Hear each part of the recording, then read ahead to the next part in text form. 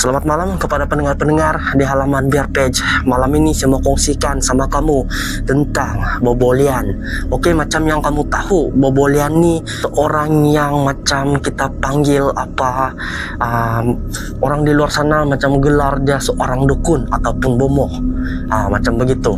Sebab dia boleh kasih obat orang, dia boleh buat orang macam begini. Tapi kepada pendengar-pendengar di luar sana, kalau kamu mau tahu, Bobolian ni asal dia bukanlah seorang bomoh ataupun bukanlah seorang dukun. Kepada pendengar-pendengar di halaman Biar Page, kalau kamu mau tahu, saya kasih kongsi sama kamu kisah sebenar ataupun saya kasih kongsi sama kamu tentang legendary Bobolian ni macam mana.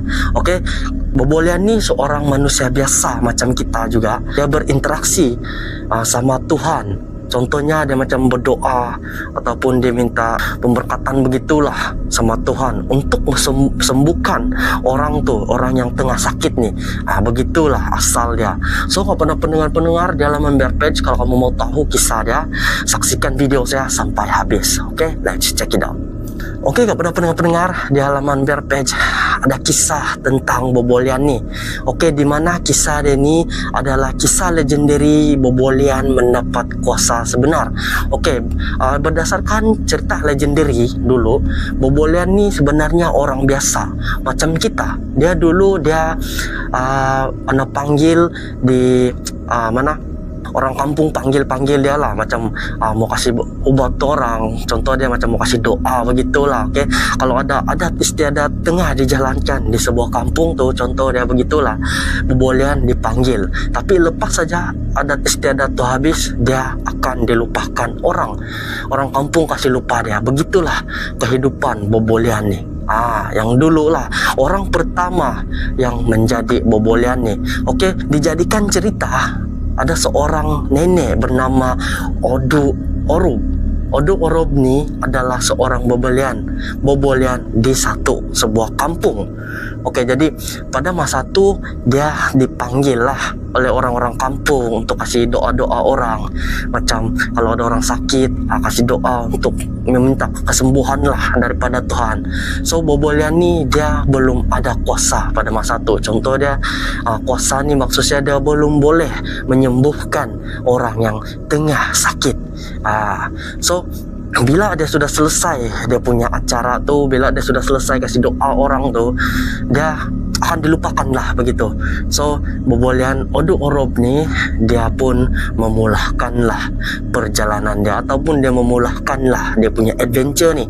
So pada satu hari ini guys, Odu Orub ni dia pergi di sebuah sungai. Oke, di sana dia tengah cuci kain dia. Oke, bila dia tengah cuci kain tu, dia tiba-tiba dia nampak ikan-ikan di sungai itu macam kena penyakit kulit. Contoh dia ikan tu dia punya kulit macam menggelupas begitu, macam buruk lah orang cakap, macam begitu. So tiba-tiba tengah dia asyik tengok ikan tu guys, ada satu ekor ikan ni tiba-tiba melompat lah dari sungai itu dan dia cakap sama Odu Orub. Ikan tu dia cakap macam ni, wahai nenek, dia bilang, bolehkah kau tolong untuk sembuhkan kulit saya? Tapi masa tu Odu Orub ni dia terkejut.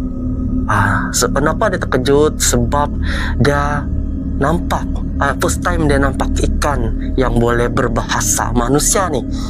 Begitu. So bila ikan tu sudah cakap begitu, dan si Odu Orub pun balaslah yang dia cakap, dia bukanlah seorang bomoh dan dia bukanlah seorang dukun yang boleh sembuhkan orang, yang boleh sembuhkan segala-gala penyakit. So di sini poin kita nampak, kepada pendengar-pendengar di halaman Biar Page, di mana Bobolian ni bukanlah seorang bomoh, bukanlah seorang dukun. Banyak pendengar-pendengar ataupun banyak orang-orang di luar sana yang cakap Bobolian ni bomoh, Bobolian ni seorang dukun sebab dia boleh sembuh begini. So kepada pendengar-pendengar yang belum tahu kisah dia, kamu boleh share video saya ini. So selepas saja Bobolian cakap macam begitu, ikan tu pun balas, dia cakap, saya tahu kau bukan seorang bomoh. Kemudian ikan tu balas, dia bilang, saya dihantar oleh Tuhan. Begitulah dia cakap. Jadi kemudian ikan tu cakap lagi sama si Odu Orub ni, dia bilang, kau tolong sembuhkan kami, saya bagi kau 1 rinait. Irinite yang boleh sembuhkan penyakit kami. Kemudian Odo Orob pun cakap lah, dia bilang oke, saya mau, dia bilang. Lepas tu ikan tu pun suruh Bobolian ikut apa yang dia sebut. Kemudian si Odo Orob pun ikutlah apa yang si ikan tu bagi dia, Irinite lah. Begitulah yang Bobolian tu pakai, yang pada zaman sekarang begitulah. Ini zaman dulu punya kisah cerita legendary dia, begitulah. Oke, jadi bila si Bobolian sudah sebut yang Irinite yang ikan tu bagi, jadi si Bobolian ni dia sebut dengan sangat mendalam. Dia sebut Irinite itu sangatlah berkuasa, sebab tiba-tiba pokok-pokok semua bergoyang. Dan pada masa itu juga lonceng yang si Odo Orob pakai ini di sebelah kanan dia tiba-tiba berbunyi. Dan itulah Bobolian sekarang tuh yang dorong buat yang berbunyi-bunyi. Itulah dia punya kisah, guys. Dari mana dan kenapa dorang buat bunyi begitu. Bila sudah berbunyi lonceng di sebelah kanan tangan si Odo Orob ni, oke, dia sudah asyik macam dia macam lupa dunia lah begitu. Dia sebut Irinite sampai dia macam tidak sedar diri. Dia menari semua. Lama kelamaan tiba-tiba semua ikan yang ada di sungai itu sembuh total. Lepas tu ikan tu cakap sama Odo Orob, dia suruh stop sebab dorang sudah sembuh. Oke, sebelum ikan tu pergi, dia cakap sama si Odo Orob ni, dia bilang, kau pakailah Irinite ni untuk sembuhkan orang, dia cakap. Tapi untuk kau mau kasih sembuh, untuk kau mau baca Irinite ni, kau kenalah dengan hati yang ikhlas, dia cakap. Hati ikhlas dengan penuh kasih sayang lah, macam tu. Kemudian ikan tu semua pun berenang semula masuk ke dalam sungai. Dan pada masa tu Odo Orob pun sangat gembira lah. Dia dapat kekuatan begitu. Dia dapat kuasa daripada Tuhan. Tuhan bagi dia kuasa untuk sembuhkan orang. So lepas tu si Bobolian pun ambil keputusan lah, dia mau lawat dia punya anak-anak yang sudah berkahwin ni. Tapi bila si Odo Orob sudah sampai di tempat anak-anak, dia sangat terkejut. Orang kampung di sana pada masa tu semua kena penyakit kulit. Dan masa tu juga Odo Orob teringat yang si ikan tu ada bagi dia Irinite. Sanalah si Odo Orob baca Irinite tu macam yang dia buat di sungai itu. Dia menari, baca sampai tidak ingat dunia, macam kerasukan begitu. Dan sanalah semua orang pun sembuh. Kisah dia tu pun tersebarlah di seluruh masyarakat di tempat sana, sampailah di Brunei Darussalam, guys. So kepada pendengar-pendengar di halaman Biar Page, ini adalah kisah sebenar macam mana Bobolian mendapat kuasa, guys. So kepada pendengar yang belum tahu kisah dia macam mana, bolehlah dengar saya punya video ini sampai habis. So cerita ini dikongsikan daripada sahabat followers saya juga. Dia cakap sama saya, bolehkah kau kongsikan cerita legendary macam mana Bobolian mendapat kuasa? Saya cakap, ya boleh. So ini adalah cerita asal Bobolian, dan cerita ini boleh membuka mata kepada orang-orang di luar sana yang dimana tidak tahu pasal Bobolian ni.